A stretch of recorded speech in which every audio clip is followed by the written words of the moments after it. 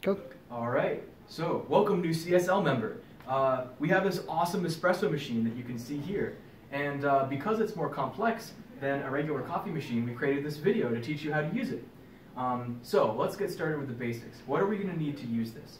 The first thing that we're going to need are coffee beans that have been roasted. You can get these at Gimme Coffee or Ithaca Coffee Company or pretty much any other place like the internet. And the reason why you want these beans as opposed to ground beans is because we want to grind them ourselves. Because we need to grind them to a very, very small grain size so that they can work with the espresso machine. If you use pre-ground beans, this won't work. So let's see, the next question is, how much espresso do we want to make? Do we want to make one shot just for ourselves, or do we want to make, say, a latte that needs 2 shots? Well, depending on what you want, you will use a different size portafilter. Here we have 2 different portafilters. This is the single shot, and this is the double shot. You can also see, you can tell by their spouts. So, because I'm going to make a latte, I'm going to use the double shot portafilter. So, I'll take this, and then I'll get my beans ready. So, I'm going to measure out 2 scoops of beans into the grinder. And before I do that, I'm just going to quickly explain how the grinder works. So, you see on the bottom here, there are all these numbers. These numbers signify the size of the grind. If we want to adjust the size of the grind, you can see that there's a little piece of plastic there, and that shows you at what setting it currently is. To change this, we can rotate the plastic, but to rotate the plastic, first we're going to need to turn on the grinder. So we turn on the grinder with this button here, and then rotate.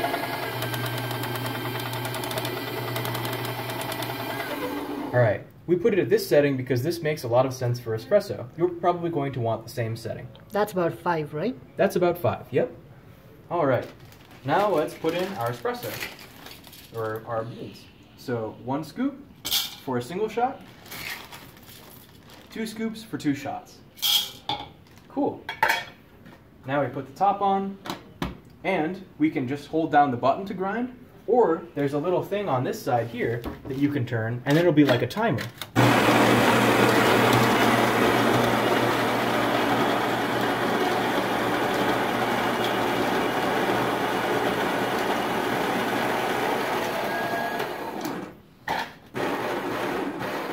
Alright, cool, we're all set now. So we take our portafilter, and we take our coffee, we come over to the sink so that we don't spill it everywhere, and we pour it in.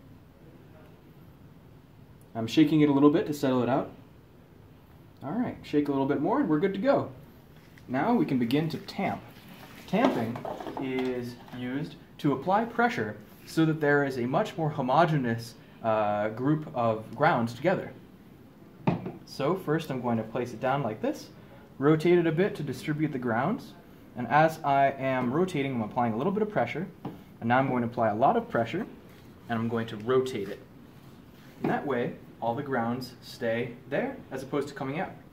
We see that there is a very flat surface now as opposed to this sort of like all kind of fluffy texture that was there before. So some people tend to give the portafilter basket a little shake just to even things out after a tamp. Is that necessary? No, it's not really necessary.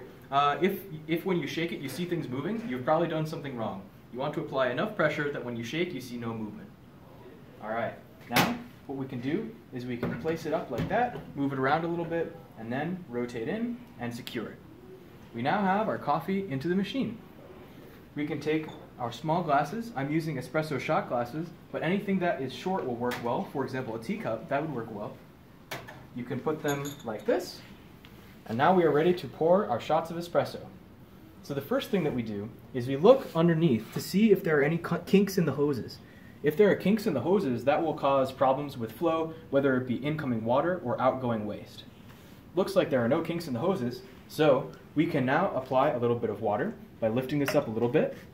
And now that's opened up a valve, and so water is starting to flow through inside that chamber. Keep in mind that this is extremely hot.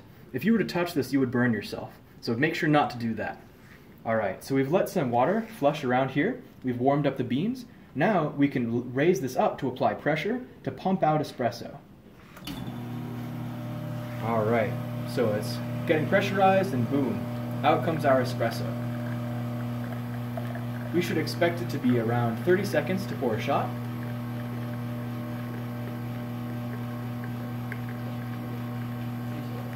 Alright, that's pretty good. So now we can lower this down to empty out the chamber. And once we've finished that, we can push this forward to release the valve. Boom, perfect. We've made ourselves some espresso. You can pour this into a mug to make yourself a latte, or you can simply drink it straight.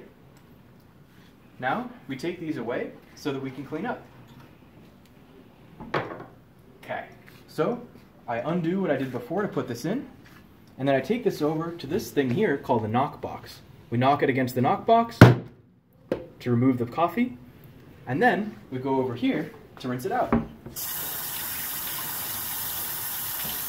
Awesome, great. Now what I'm going to do is I'm going to put it back on here actually, and the reason why I'm doing that is because we don't want to dry out the gasket that's in here. So because this is clean, it's not a problem for anyone who uses it next. Actually, one quick thing, there sometimes is some coffee that's left at the bottom there, or at the top there, so we can simply just run some water through there to clean that out. Okay, that's just one quick step. But yeah, once that's done, it's all clean. We can put this on here so that we don't dry out the gasket, and everything's all set. Congratulations.